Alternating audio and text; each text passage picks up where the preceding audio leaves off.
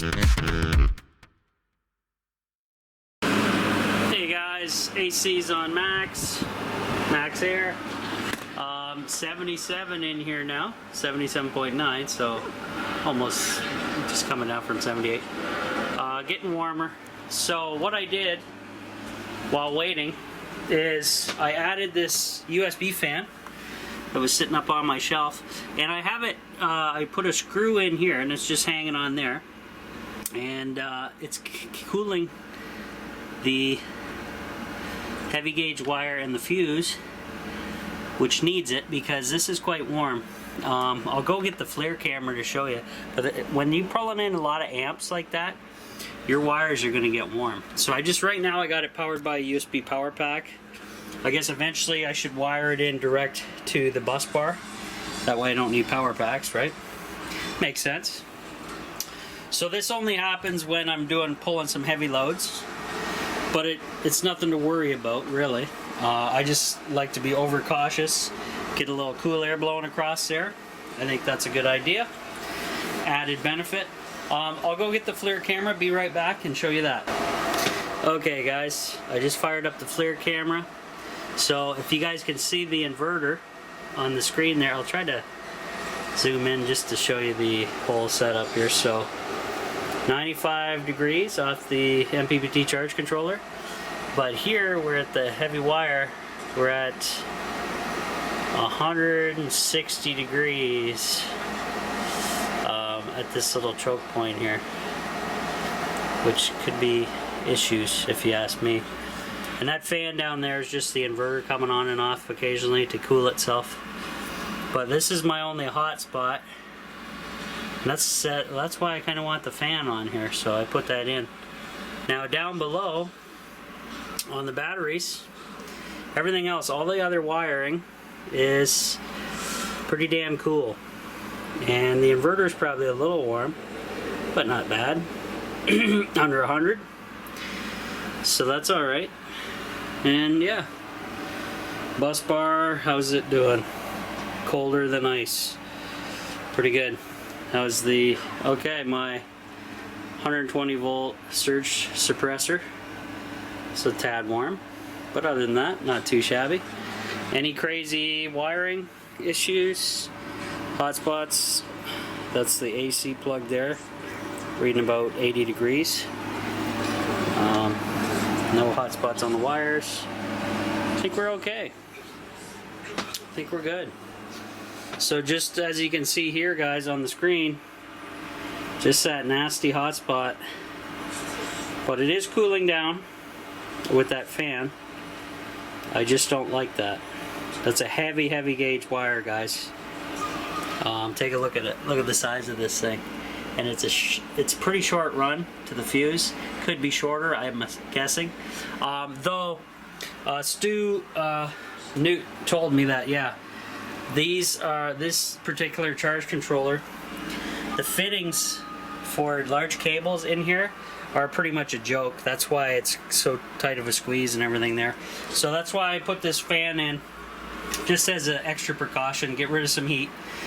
No meltdowns needed. So yeah. Alright, so this chick should be coming here soon to check out the tiny house and the wind turbines. So GoldenEye's just about over, so just in time I guess.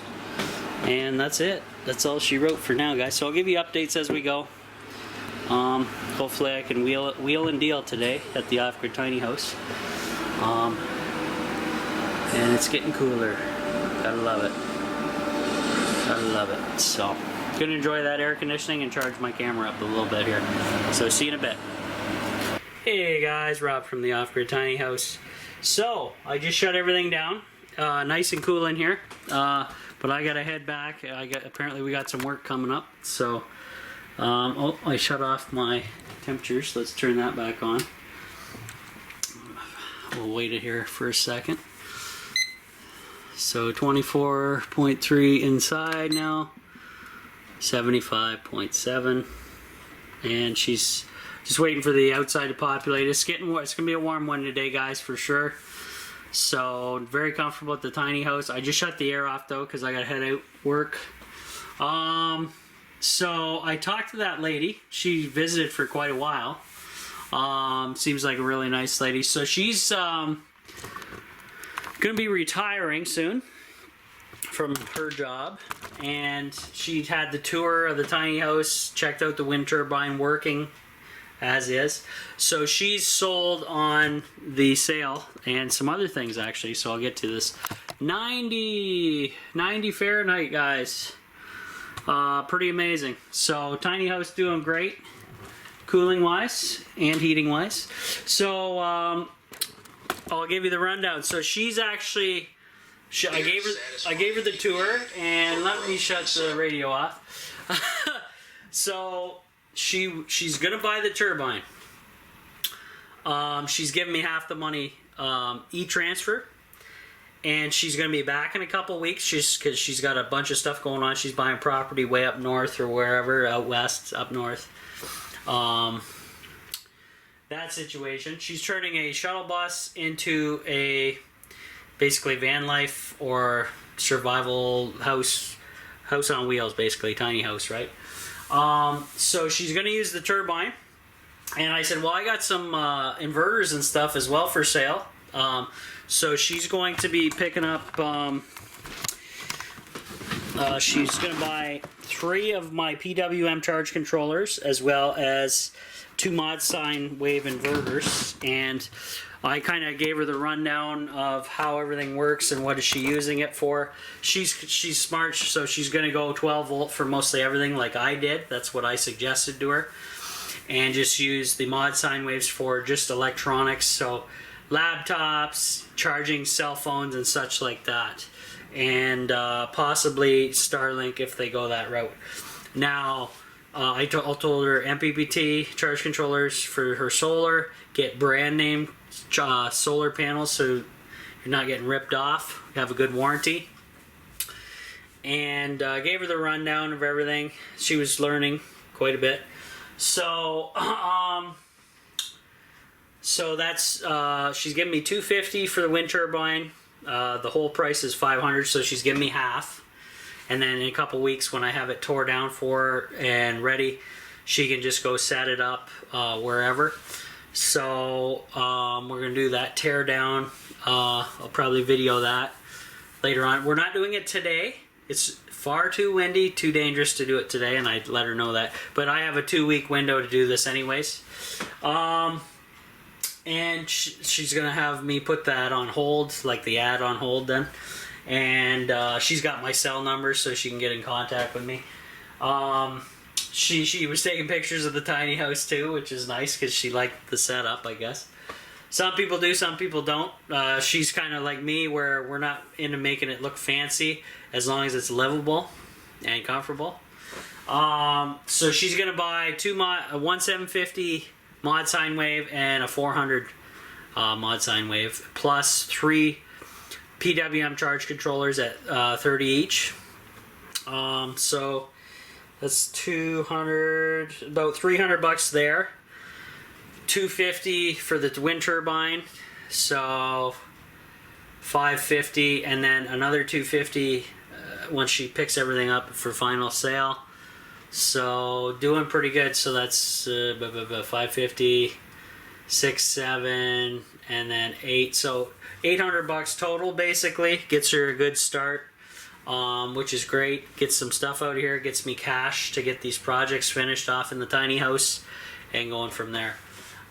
She was asking about the tiny house for sale though, the 10 grand. And I said, well, I took it off the market because I kind of figured out the issues and was able to fix them and will be fixing them. So this money is all going to go towards fixing up the tiny house, guys. That money sounds like a lot, but it's not going to go as far as it used to due to the hyperinflation going on because of our stupid ass governments here and in the States. So, you know, price of lumber, guys, is a good example. Price of everything has gone up. So that amount of money sounds like maybe to a lot of people a lot. That's not going to go too far, especially, well, it'll go a decent amount for the projects I have to finish up around here. But anyways, is what it is. But if I'm able to sell the elliptical and the rest of the stuff, that'll be a decent amount of money. Then I can buy the 2 more batteries to finish the solar system off. We don't have to worry about it then. And then what else? Filter system and the walls, fixing the walls. I gotta paint and stain everything, get some lumber trim for the window here. All kinds of stuff going on, guys. So definitely appreciate that. That's a big win for me. And this lady was a full-on prepper. She's wide awake to everything, pro-Trump, everything like that. So that's good. Good to hear there's folks out there like that. She's not getting the shot either. We had a good conversation, so she's with it. She knows what's going on. So yeah.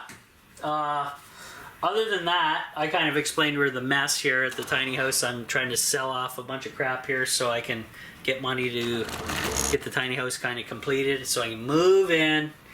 And so, wish list for the tiny house, guys. 2 more batteries. Battery box build. That's going to be some money too. Water filter setup. So some plumbing there. The mystery with the walls that have to be repaired in the floor and the walls that have to be repaired is a big question mark as to how much that's going to cost me still. And I do want to get that washer and dryer that my brother got. So I'll eventually flip the laundry machines and such and go from there. So yeah. All in all, good day.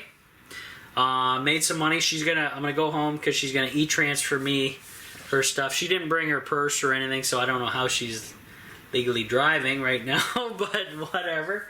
I guess she was out at a yard sales or something, picking stuff up, and then she went to go pay for something, and she didn't have her purse, so yeah. Good luck on that. So another thing I have to do here at the tiny house, guys, and I'm going to shoot these videos before I leave. Well, actually, I can't. I got to go to work. I'll come back and shoot some videos. All my prepping bags were under the bed in the tiny house. And that's where the mystery leak was leaking. So the bags were sitting and soaking up that moisture. And yeah, so we got to go through them all, do a tear down on. I have 3 bug out bags that I got to do a tear down on. Take everything out, check for damage, check for mold, see how well they did. I'll do 3 different videos for that, or even more. Break them all up, show you my gear as we go as well. So that'll be a good thing to go in and get reoriented with what I have in there and what has to be tossed. Blah blah blah blah blah. So anyways, sold some stuff. Rob's happy. Wasn't one of these scam deals where they just come and talk to you and whatever. But there's a lot of that online.